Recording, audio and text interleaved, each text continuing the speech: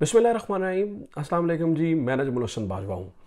नाज़रीन इकराम, आज सुबह से ट्विटर के ऊपर किसी की चौथी तलाक के बारे में बड़ा तज़किरा हो रहा है।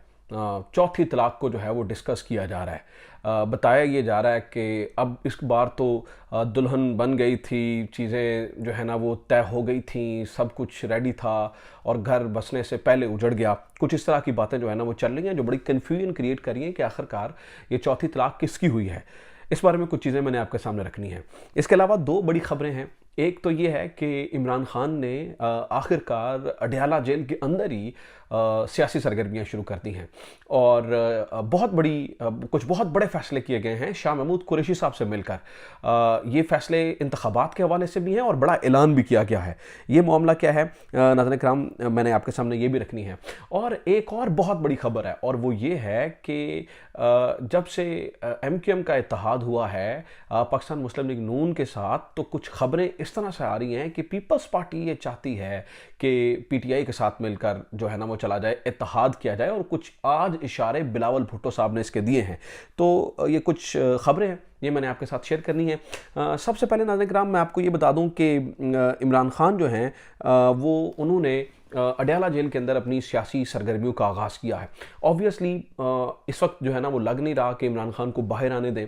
और इमरान खान ने एक बहुत बड़ा ऐलान ये किया है कि कोई भूल चूक में ना रहे, मैं बजाते खुद ये टिकटें तकसीम करने वाला हूँ। मतलब ये नहीं होगा कि फ़लाँ टिकटें तकसीम करेगा, फ़लाँ टिकटें तकसीम करेगा, ऐसा नहीं होगा, बल्कि मैं बजाते खुद जो है ना वो इस बार पार्टी की टिकट्स तकसीम करूँगा।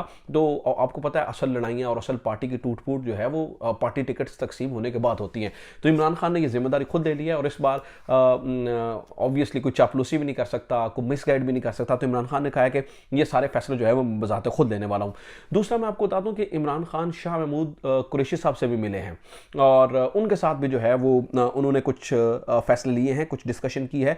वो ये क्योंकि पिछले कुछ लंबे अरसे से हमने ये देखा था कि कुछ मुज़ाकरात की बात चल रही थी कि शाह महमूद कुरैशी से कुछ उन्हें बाहर ले जाकर मुज़ाकरात किए गए हैं। शायद शाह महमूद कुरैशी जो है ना वो पार्टी छोड़ के जा रहे हैं, शाह महमूद कुरैशी जो है वो अलग हो रहे हैं। तो मैंने तब भी एक वीडियो बनाई थी और मैंने आपको कहा था, देखिए शाह महमूद कुरैशी ने अपने आप को प्रूव किया है, वो लॉयल रहे हैं और शाह महमूद कुरैशी जो है वो कहीं नहीं जा रहे हैं। शाह महमूद कुरैशी अगर मुज़ाकरात करेंगे तो वो पार्टी की बुनियाद के ऊपर ही करेंगे।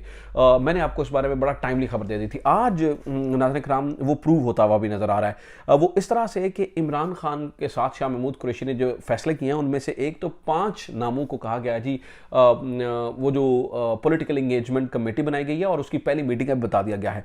दूसरा, शाह महमूद कुरैशी के ख़ानदान को एक बहुत बड़ी रिस्पॉन्सिबिलिटी दी गई है, बहुत बड़ी रिस्पॉन्सिबिलिटी दी गई है। आपको ये मालूम ही है कि ऑन बप्पी जो है वो जनूबी पंजाब के सदर थे। जब से उन्होंने तहरीक इंसाफ से अलहदगी का ऐलान किया है, ऑब्वियसली वो किस अंदाज से किया, किस तरह से किया, क्या सर्कमस्टांसेस थे, वो अलग बात है। हालांकि ऑन बास बप्पी जो हैं वो तहरीक इंसाफ के साथ बड़े लॉयल हैं, स्टिल बड़े लॉयल हैं। उन्होंने जो नए बनने वाले जो साउथ पंजाब के जो सदर हैं उनको भी मुबारकबाद दी है। तो ये इमरान खान ने जिम्मेदारी शाह महमूद कुरैशी के ख़ानदान को दे दी है। मोइनुद्दीन रियाज कुरैशी साहब को, जो कि शाह महमूद कुरैशी के भांजे हैं, उनको जो है ना वो ये जिम्मेदारी सौंपी गई है कि वो जनूबी पंजाब के मामलात को देखें। तो ये एक बहुत बड़ी डेवलपमेंट है। इससे शाह महमूद कुरैशी के झुक जाने की खबर, शाह महमूद कुरैशी के चले जाने की खबर, शाह महमूद कुरैशी के मुज़ाकरात की खबर और शाह महमूद कुरैशी के टूट जाने की खबर भी इससे जो है ना वो ख़त्म हो जाती है। अच्छा, एक जो पॉलिटिकल इंगेजमेंट कमेटी बनाई गई है उसके नाम भी बड़े ज़बरदस्त हैं, वो भी सुन लें, क्योंकि 11 नवंबर को इनकी मीटिंग होने वाली है। बैरिस्टर गोहर साहब इसमें शामिल हैं, डॉक्टर हुमायूं महमद शामिल हैं, अली मोहम्मद खान शामिल हैं, अली असगर खान शामिल हैं और रऊफ हसन साहब शामिल हैं। ये कमेटी इमरान खान की जो है ना वो बनाई गई कमेटी है और इमरान खान ने इनको मुकम्मल इख्तियार दिया है और ये 11 नवंबर के बाद मुलाकात करके अब पॉलिटिकल इंगेजमेंट्स करने वाले हैं बहुत। अब क्योंकि इमरान खान ने काम तेज़ कर दिया, बजाते खुद उन्होंने सियासी सरगर्मियों का आगाज़, मैंने आपको बताया ना, अडयाला जेल से कर दिया। तो वो 5 रुकनी कमेटीज़ को मुकम्मल जो है वो इख्तियार दे दिया गया है कि अब जो भी फैसला लेना चाहते हैं इमरान खान के बिहाफ पर आप जो है ना वो लीजिए। अच्छा, एक खबर मैं आपको दे दूँ, फिर मैं आपको बताता हूँ ये चौथी तलाक वाली और ये पीपल्स पार्टी वाली क्या कहानी है। आज मियाँ अमजद इकबाल, जो कि पाकिस्तान तहरीक इंसाफ के बड़े ही जो है ना वो एक अहम रहनुमा मियाँ असलम इकबाल के भाई हैं, उनकी एक वीडियो आई, वो 15 दिन से आपको पता है लापता थे, गायब थे। आज उनकी एक वीडियो आती है और वो कहते हैं जनाब कि मैं पार्टी से लाताल्लुकी का ऐलान करता हूँ। इसके साथ उन्होंने अपने भाई का भी कहा, लेकिन यहाँ पर कन्फ्यूजन ये पैदा हो गई और ट्विटर के ऊपर ये चल गया कि मियाँ असलम इकबाल साहब शायद जो है ना वो पाकिस्तान तहरीक इंसाफ छोड़ कर जा रहे हैं, और शायद मियाँ असलम इकबाल ने पाकिस्तान, उन्होंने कहा जी मेरा और मेरे भाई का भी इससे कोई ताल्लुक नहीं है, मैं आज़ाद इलेक्शन लड़ूंगा। तो बहुत सारे लोगों ने कहा जी वो शायद मियाँ असलम इकबाल भी छोड़ के जा रहे हैं। तो मैं आपको क्लियर कर दूं, उन्होंने अपनी इस वीडियो के अंदर मियाँ अफजल की बात की है। मियाँ अफजल जो है वो उनके बड़े भाई हैं, वो मियाँ असलम की बात नहीं कर रहे। मियाँ असलम पीटीआई के अंदर ही मौजूद हैं और वो तहरीक इंसाफ के अंदर ही फिल वक्त जो है ना वो तहरीक इंसाफ के अंदर ही मौजूद हैं। उन्होंने कहीं भी जाने का उन्होंने कहीं जाना भी नहीं है। वैसे बाय द वे मैं आपको ये भी बता दूं कि मियाँ असलम इकबाल जो है ना वो कहीं जाने वालों में से हैं भी नहीं है, और वो डटे हुए हैं और वो डटे रहेंगे। तो मियाँ असलम इकबाल जो हैं वो पीटीआई के अंदर ही मौजूद हैं। अब आ जाते हैं असल कहानी की तरफ कि जनाब ये पाकिस्तान पीपल्स पार्टी क्या करना चाह रही है। आज बिलावल भुट्टो साहब ने दो कुछ बड़े ही डिफरेंट, बड़े मुख्तलिफ अंदाज में बयान दिए। उन्होंने एक तो ये कहा कि जनाब ये है कि जब ये नो कॉन्फिडेंस मूवमेंट होनी थी तो जनरल बाजवा ने हमें बुलाया और उन्होंने कहा जी नो कॉन्फिडेंस वापस ले लें, मैं इलेक्शन करवा देता हूँ। तो हमने मना किया। दूसरा उन्होंने कहा, जो मोस्ट इंपॉर्टेंट बात है, वो नाज़रीन किराम उन्होंने कहा जी देखिए बशीर मेमन को जो सिंध का सदर मुकर्रर किया गया है, इससे ये इंप्रेशन जाता है क्योंकि ये बशीर मेमन वही हैं जिन्होंने आसिफ जरदारी और फ़याल तालपुर के ऊपर मुकदमे दर्ज किए थे। तो बशीर मेमन को सिंध का सदर मुकर्रर करना पीपल्स पार्टी को नून लीग पैगाम दे रही है। इसके ऊपर बिलावल भुट्टो कह रहे हैं कि हमें फिर सोचना होगा कि क्या आसिफ जरदारी को और फ़याल तालपुर को इमरान खान जेल भिजवा रहे थे या पाकिस्तान मुस्लिम लीग नून भिजवा रही थी, क्योंकि बशीर मेमन के इसका मतलब है तभी से पाकिस्तान मुस्लिम लीग नून वालों के साथ बड़े अच्छे ताल्लुकात हैं।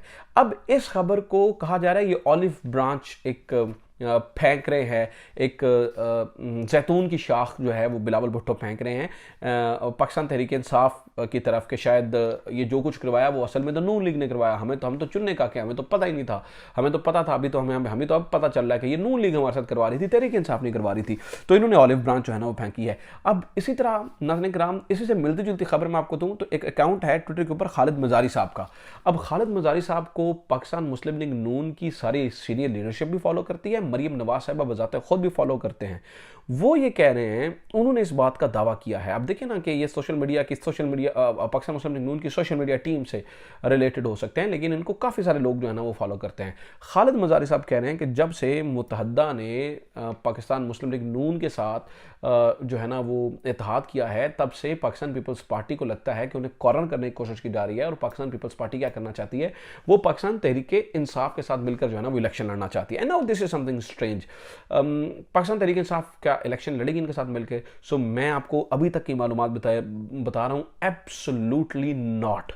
इमरान खान पीपल्स पार्टी के साथ कोई इत्तेहाद नहीं करने वाले। हाँ, ये जो पॉलिटिकल इंगेजमेंट कमेटी बनी है जिसमें ये सारे 5 लोग शामिल हैं, ये मिलकर मुख्तलिफ जमातों से ज़रूर बात करने वाले हैं कि इलेक्शन जल्द करवा दें, लेवल प्लेइंग फील्ड दी जाए, इलेक्शंस जल्द यानी कि इलेक्शन में हमें प्रॉपर हिस्सा लेने की जो है ना वो इजाज़त दी जाए। अदरवाइज़ तो कोई इत्तेहाद जो है वो नहीं होने जा रहा। तो पाकिस्तान पीपल्स पार्टी के साथ तहरीक इंसाफ जो है ना वो नहीं मिलने जा रही।